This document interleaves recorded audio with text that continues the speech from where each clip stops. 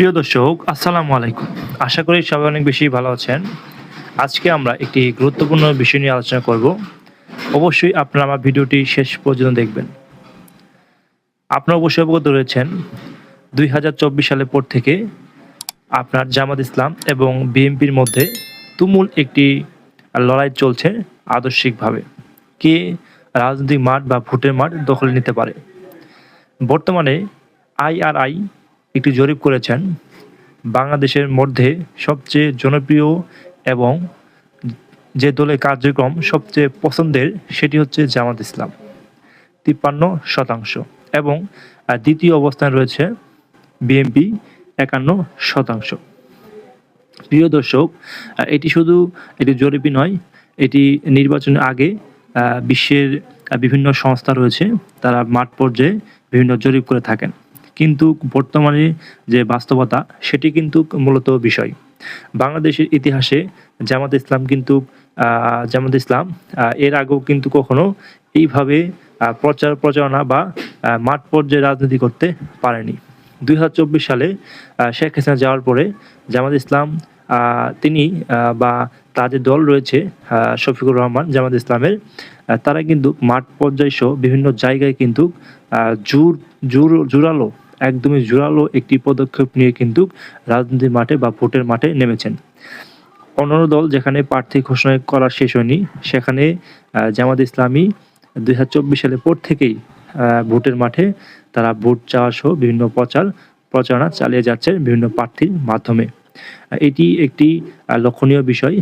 এছাড়াও জামাত ইসলাম বিভিন্ন পদ্ধতির মাধ্যমে তারা প্রচার কাজ চালিয়ে যাচ্ছে, যেটি মানুষ ৫৩% মানুষ পছন্দ ক্রমে রেখেছে। অন্যান্য দল যে রয়েছে তারা কিন্তু সেরকমভাবে রাজনীতি বা ভোটের মাঠে প্রচার কাজ চালিয়ে যেতে পারেনি। এবং এছাড়াও জামাত ইসলাম ওয়েলফেয়ার একটি পলিটিক্যাল অর্গানাইজেশনের মধ্যে কাজ করে যাচ্ছে এবং জামাত ইসলাম বিভিন্ন দেশে প্রান্তে ময়দানে গিয়ে অসুস্থ এবং বিভিন্ন যারা হতদরিদ্র মানুষ রয়েছে তাদের কিন্তু সাহায্য সহযোগিতা করে যাচ্ছেন। এটি যে ধরনের প্রক্রিয়া সেটি মানুষের মধ্যে বা সাধারণ মানুষের মধ্যে খুবই পছন্দ হয়েছে। সেই সাথে অন্য দল যে রয়েছে বিএনপি, তারাও কিন্তু বিভিন্ন জায়গায় গিয়ে সাহায্য সহযোগিতা করছে। কিন্তু সেই তুলনায় জামাতের যে কাজগুলা মানুষ বেশি পছন্দ করছে এমন একটি আইআরআই এর জরিপে উঠে এসেছে। এছাড়া অন্য যে দলগুলো রয়েছে ইসলামী দল, তাদের থেকেও কিন্তু জামাত ইসলামের যে কার্যক্রম সবচেয়ে বেশি পছন্দের। প্রিয় দর্শক, আপনারা আরও জানেন ২০২৪ সালের পর থেকে বিভিন্ন জাকসু বিভিন্ন নির্বাচন হয়েছে, সেখানে কিন্তু ছাত্র শিবির জামাতের তারা পানি ফিল্টার সহ বিভিন্ন ছাত্রীদের জন্য মেডিকেল ক্যাম্প এবং বিভিন্ন ধরনের সাহায্য সহযোগিতা করে যাচ্ছেন। এবং যে সকল শিক্ষার্থীরা ভর্তি হতে বা বিদেশে যেতে অসুবিধা হচ্ছে তাদের কিন্তু অর্থ দিয়ে সাহায্য করছেন। এই বিষয়গুলো কিন্তু জামাত ইসলামের মধ্যে গঠনতন্ত্রে আছে এবং তারা সেটি কিন্তু পালন করছে। সেজন্যই জামাত ইসলামের মধ্যে এবং জামাত ইসলামের যে কার্যক্রমগুলো রয়েছে সেটি সাধারণ মানুষ গ্রহণ করছে এবং ভবিষ্যতে জামাত ইসলাম ক্ষমতায় যেতে পারবে কিনা সেটি নির্ভর করছে ভোটের মাঠে যে নির্বাচন সেটির মাধ্যমে। এবং বিএনপি এখনো মাঠে নামেনি, তবে তারা যখন মাঠে নামবে তখন আমরা বুঝতে পারবো যে ভোটের মাঠে কে এগিয়ে। তো আপাতত আমি বিভিন্ন জায়গায় দেখছি বিভিন্ন বিএনপি প্রার্থীরা যাচ্ছে, কিন্তু তারা কিন্তু ভোটের মাঠে যে একদম জোরালোভাবে নেমে পড়েছে এমনটি কিন্তু আমি দেখতে পাইনি।